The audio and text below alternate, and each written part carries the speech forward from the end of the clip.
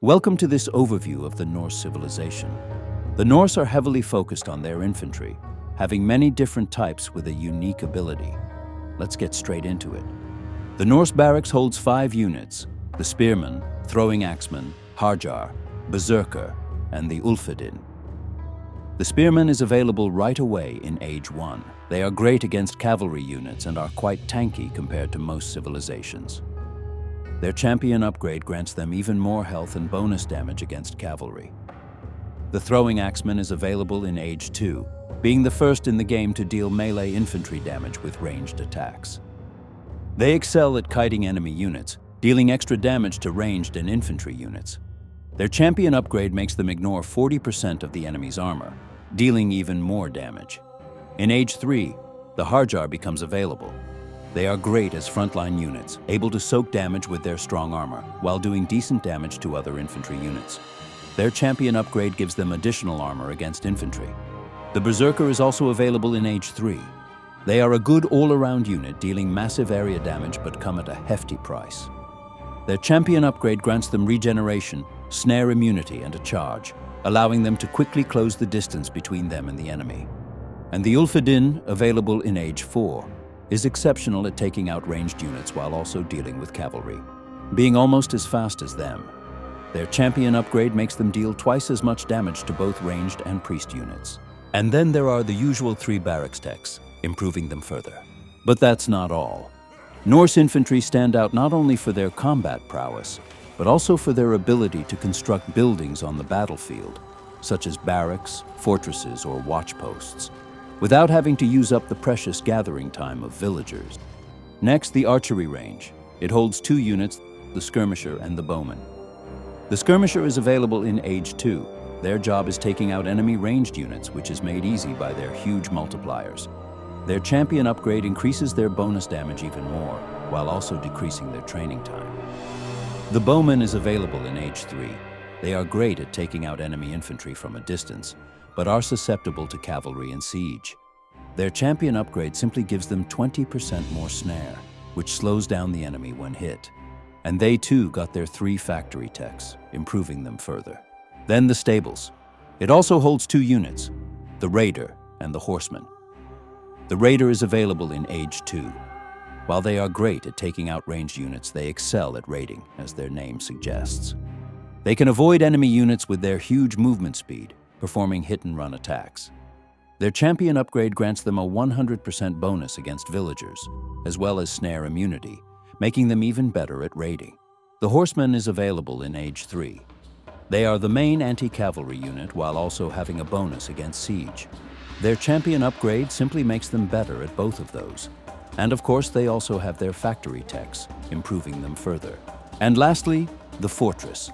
It also holds 2 units, the farbjoder and the log thrower. The farbjoder is available in Age 3. Their job is taking out buildings or soaking damage from fortifications with their huge pierce armor. They are like any other ram, except this one has a unique name. And their champion upgrade allows them to hit units, dealing crush damage, which few units have any armor against. The log thrower is available in Age 4, Norse's best unit at taking out buildings.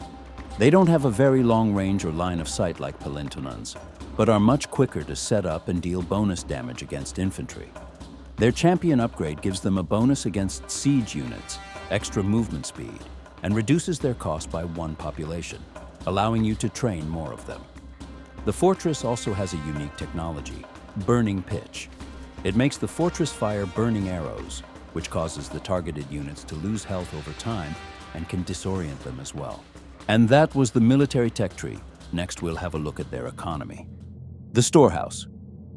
Since the Norse have a lot of infantry units, 1-pop cavalry, and even siege units that require food to train, they will have food techs all the way to Age 4. The same applies to wood gathering techs, as they need lots of barracks and their houses are more expensive. Because the Norse infantry can build military structures, the villagers can spend more time gathering resources instead of building. So they don't have a need for Age 4 techs for both gold and stone. And of course, they have hunting dogs and picker's gloves as well. Next, the dock. The dock can be used to train naval units as well as allowing villagers to drop off their resources. While the Norse's main strength lies in their land units, mainly their infantry, they still need to hold their own on the water. The dock holds 4 units: the fishing boat, merchant transport, longship, and fireship. The fishing boat is available in Age 1. They are great at gathering food and can also repair docks and other ships. The Norse fishing boats have upgrades all the way to Age 4, making them even better at gathering food. The merchant transport is available in Age 2. It can garrison up to 16 units inside, allowing you to transport them between islands. They can also trade between docks, similar to caravans, bringing you a steady income of gold. In Age 3, you unlock the longship, the Norse's unique warship. Not only is it great at harassing coastlines and fighting enemy ships, but it can also garrison units like the merchant transport. However, unlike the merchant transport, longships can take a punch and protect themselves. Their champion upgrade simply grants them more damage, like the Indian Vimana. The fireship is available in Age 4. They are great at taking out enemy ships and docks. And like every other civilization, their champion upgrade gives them protection against bonus damage as well. The Norse also have a unique house, the Longhouse.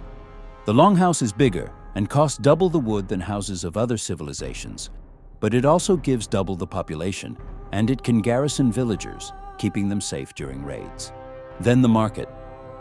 The market can be used to trade resources and to train caravans, which will generate gold depending on their distance traveled. The market also has technologies you can unlock to give yourself more favorable deals, like coinage and price adjusting, or technologies that reduce the tribute penalty when donating resources to allies, such as trade routes and shipping lanes. And then there is saddlebags, which increases the gold generated by caravans. The town center is the foundational structure of every civilization, enabling players to train villagers and research technologies. The Norse town center has all of the usual technologies: loom, town watch, wheelbarrow, and handcart, which improves both villagers and buildings. Also, I find it one of the best-looking town centers in the game. When you hit Age 3 and 4, it gains dragon heads spitting fire from the sides. And that was the economy tech tree. Now let's have a look at the final part, the utility tech tree. The Armory. The Armory gives you the ability to upgrade your units. Starting from Age 2 up to Age 4, you can research technologies that will give your units extra armor or make them deal more damage. Armory upgrades are very important. They can be the deciding factor between a decisive victory and a crushing defeat. Next, the Great Hall.